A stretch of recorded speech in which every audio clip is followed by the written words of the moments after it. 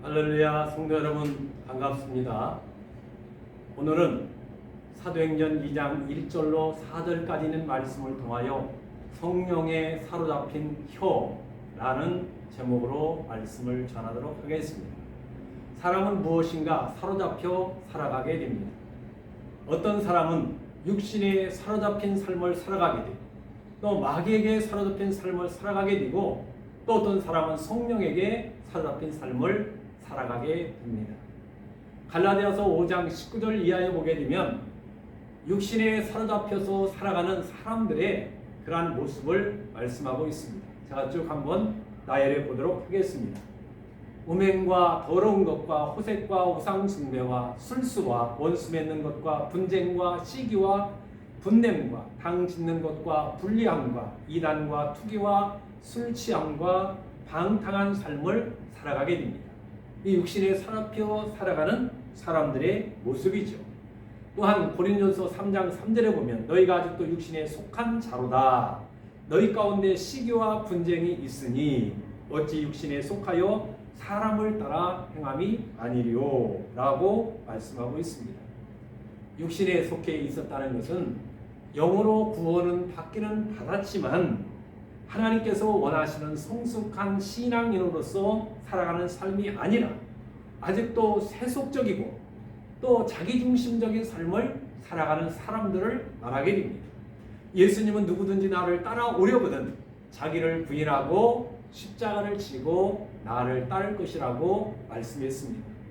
자기를 부인하지 못했기 때문에 육신적인 삶을 살아가게 된다 하는 것입니다.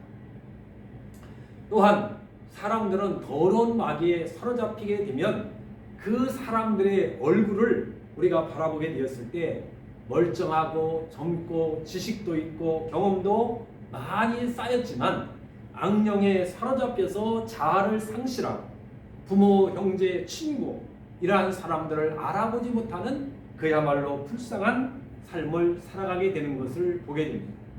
실제로 예수님 시대에도 누가복음 8장 26절 이하에 보게 되면 귀신 들린 한 사람이 예수님을 만나 고침을 받게 되는데 이 사람은 도시에 사는 사람이었습니다.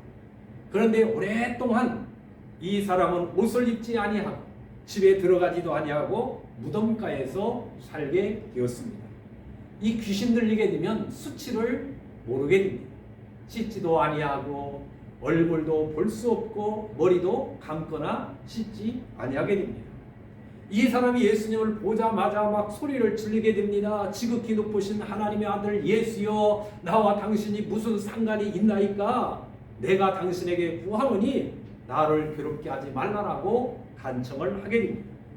이렇게 말하게 되는 것은 예수님이 더러운 영에게 그 사람에게서 나오라고 명령하게 되자 귀신이 떠나가게 된다 하는 것입니다. 때문에 귀신에 사로잡혀 살아가는 사람을 그 당시에 감시하게 되었다 하는 것입니다. 그럼에도 불구하고 귀신 들린 사람은 쇠사슬을 끊고 귀신이 이끄는 대로 광야로 뛰쳐나가게 되었다 하는 것입니다. 여러분, 육신이나 마귀에 사로잡혀서 살지 아니하고 성령에 사로잡혀서 초대교회 성도들처럼 믿음으로 살아가는 성도들이 되시기를 주님의 이름으로 축복합니다. 마가의 다락방에 모였던 120명의 이 사람들은 성령의 충만함을 받게 되자 어떤 역사가 일어나게 되었느냐 하게 되면 혀가 성령님께 사로잡히게 되었다 하는 것입니다. 그래서 첫째는 권세 있는 혀가 됩니다. 성령님께 사로잡힌 혀는 권세가 있다 하는 것입니다.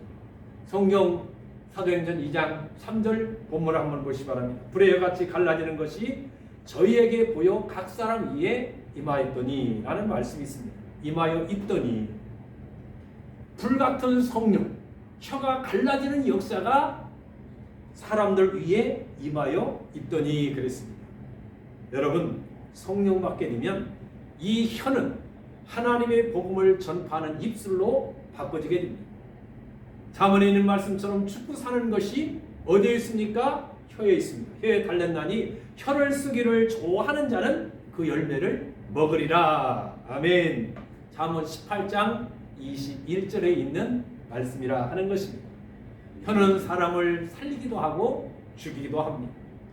몸이 아픈 사람에게 병원에 갔는데 의사가 당신은 죽습니다. 그렇게 되면 그때부터 이 사람은 근심, 걱정 이런 것들을 위해서 죽음을 생각하게 됩니다. 그러나 죽을 병에 걸린 사람도 당신은 살게 됩니다. 그렇게 되면 그때부터 생에 대한 의욕을 가지고 열심히 살아가면서 병을 정복하게 된다 하는 것입니다.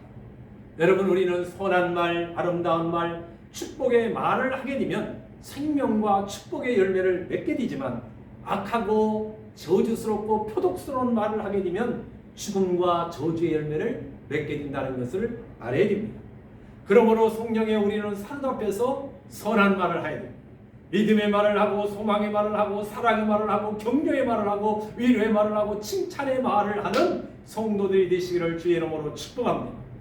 두 번째는 말씀의 혀가 되게 됩니다. 권세만 있는 것이 아니라 말씀의 혀가 된다 하는 것이죠. 사무엘하 23장에 보게 되면 여호와의 신이 나를 빙자하여 말씀하시며 그 말씀이 내 혀에 있도다. 다윗이 고백입니다. 다윗은 자신의 생각이나 감정을 말하는 것이 아니라 하나님이 자신의 혀에게 주신 말씀을 전하겠다고 말씀하게 됩니다. 여러분, 오늘날 많은 목회자들이 자기 말을 하는 사람들이 얼마나 많은지 모릅니다. 우리는 성령님께서 주신 말씀을 해야 되는 거예요. 성경의 말씀을 전해야 된다 하는 것입니다. 우리가 성령에 사로잡히게 되면 우리의 혀는 하나님의 말씀을 선포할 수 있는 그러한 역사가 일어나는 것은 성령이 일하시고 성령이 역사하기 때문에 그런 것입니다. 초대교회 성도들은 성령님께 사로잡혀서 큰 권능으로 주 예수의 부활을 증거하게 됩니다. 예수가 죽은 자 가운데 살아나셨다 하고 전하게 됩니다. 그러면서 그들이 예수의 이름으로 복음을 전하고 예수의 이름으로 기도하게 되었을 때 큰 기적과 능력이 나타나게 되었던 것을 보게 됩니다. 사랑하는 성도 여러분, 예수님은 3년 반 동안 공생의 기간 동안 제자들에게 표적과 기사와 각종 권능을 행하게 되었다 하는 것입니다. 그래서 자기 자신이 메시아인 것을 온전히 드러나게 되었다 하는 것입니다. 우리가 성령에 사로잡혀서 권세 있는 능력 있는 그러한 삶을 살아가는 우리 동문교회 성도들이 되시기를 주의 이름으로 축복합니다. 마지막 세 번째로는 우리는 축복의 혀가 되어야 된다 하는 것입니다. 그들이 이같이 내 이름으로 이스라엘 자손에게 축복할 테니 내가 그들에게 복을 주리라. 민수기 6장 27절 이하에 있는 말씀입니다. 우리가 축복의 말, 소망의 말을, 믿음의 말을 하게 되면 하나님이 그대로 되도록 역사해 주시게 된다 하는 것입니다. 그러나 반대로 우리가 저주의 말을 하게 되면, 악한 말을 하게 되면 마귀가 그 속에서 역사하게 되는 것입니다. 그러므로 우리는 이 말을 하더라도 축복의 말을 해야 됩니다. 소망의 말을 해야 됩니다. 믿음의 말을 해야 된다 하는 것입니다. 여러분, 하나님이 우리들에게 혀의 권세를 주시게 되었습니다. 그래서 가정에서도 좀 속상하고 힘든 일이 있게 되었을 때 함부로 저주하는 말을 해서는 안 된다 하는 것입니다. 우리는 싸움을 하더라도 축복의 말을 해야 됩니다. 이 복받을 사람아, 복받을 남편, 복받을 아내, 그렇게 우리가 말을 해야 됩니다. 자꾸 연습을 해야 돼요. 그래야 실제로 싸움을 하게 되었을 때 아이고 축복받을 내 아내, 아이고 복을 만매로 받을 내 남편, 이렇게 말할 수가 있다 하는 것입니다. 로마서 12장 14절에 보면 너희를 핍박하는 자를 축복하라고 그랬습니다. 축복하고 저주하지 말라라고 말씀하고 있죠. 우리는 핍박을 받고 어려움을 받는다 할지라도 저주하지 말고 축복의 말을 해야 됩니다. 우리가 가정에 가서 평안을 빌게 되었을 때 그 평안이 그 집에 합당하면 그 집에 임할 것이요 합당치 아니하면 축복을 빌어준 그 사람에게 그 평안이 임한다고 말씀하셨죠. 예수님은 십자가에 의해서 자기를 십자가에 못 박는 그러한 사람들을 저주하지 아니하고 하늘을 향하여 아버지여 저들의 죄를 용서하여 주옵소서, 저들이 하는 것을 알지 못하나이다 라고 예수님은 그렇게 기도하셨다 하는 것입니다. 복음을 전하다가 돌에 맞아 순교하는 스데반 집사도 마찬가지입니다. 돌을 자기를 향하여 던지는 그들을 저주하지 아니하고 주여 이 죄를 저들에게 돌리지 마옵소서. 사도행전 7장 60절에 보면 60절에 보면 그렇게 말씀하고 있습니다. 사랑하는 우리 동문교회 가족 여러분, 우리가 성령에 사로잡혀서 권세 있는 혀, 또한 말씀이 있는 혀, 축복의 혀가 되었습니다. 여러분들이 하나님께서의 귀하게 붙들려서 더욱 쓰임받고 복음의 열매를 많이 맺어 하나님 아버지께는 영광이 되고 우리들에게는 기쁨이요 자랑이요 또한 하나님의 은혜를 많은 사람들에게 전하는 아름다운 혀가 되기를 주님의 이름으로 축복합니다. 기도하겠습니다. 하나님 아버지, 은혜와 사랑을 감사합니다. 설 명절을 앞둔 수요일 저녁입니다. 오늘은 사도행전 2장 1절로 4절에 있는 말씀을 통하여 성령에 사로잡힌 혀라는 제목으로 말씀을 전하게 되었습니다. 우리가 성령에 사로잡혀 우리 말 한마디 한마디가 권세가 있게 하여 주시고 능력이 나타나게 해 주시고 또한 그곳에는 복음이 전해지게 하여 주시고 또한 믿음, 소망, 사랑, 축복의 말을 할 수 있는 그러한 혀가 되어지도록 은혜를 허락해 주옵소서. 이번 명절에도 부모, 형제, 가족, 친척들을 만나게 되었을 때 우리는 그들에게 복을 빌어주는 축복의 혀, 또한 복음을 전하는 말씀의 혀, 또한 그들의 아픔과 고통을 위해서 기도하게 되었을 때 능력이 나타나는 혀가 되어지도록 은혜를 허락해 주옵소서.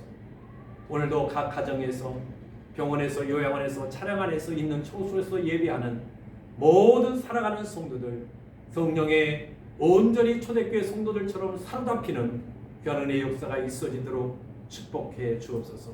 감사함이 예수님의 이름으로 기도합니다. 아멘. 할렐루야. 감사합니다.